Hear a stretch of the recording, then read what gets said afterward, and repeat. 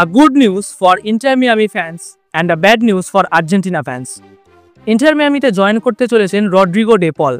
MLS এর ক্লাবের সাথে এই আর্জেন্টাইন প্লেয়ারের ভার্বাল এগ্রিমেন্ট হয়ে গেছে, তাই মিয়ামিতে ডন ডে পলের সাইন করা শুধু সময়ের অপেক্ষা। প্রায় 4 বছরের জন্য ইন্টার মিয়ামি জার্সি পরতে চলেছেন এই ওয়ার্ল্ড কাপ উইনার। 2021-এ উদানেসি থেকে অ্যাটলেটিকো মাদ্রিদে সাইন করেছিলেন তিনি।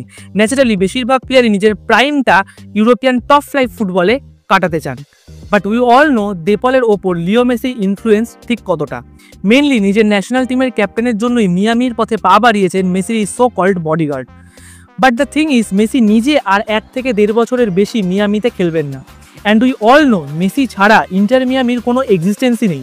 তাই মিয়ামির মতো এমন লাইফলেস ক্লাবের সাথে 4 বছরের ডিল করা মানে নিজের কেরিয়ারের কফিনে লাস্ট পিন পুঁতে দেওয়া।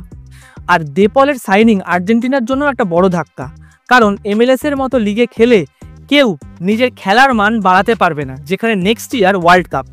এছাড়াও আর্জেন্টাইন ফুটবলে মেসি পরবর্তী যুগে রড্রিগো ডে পলের ভূমিকা গুরুত্ব অনেক বেশি। বাট ডে পলের এমন ডিসিশন আর্জেন্টিনার জন্য একটা বড় ধাক্কা।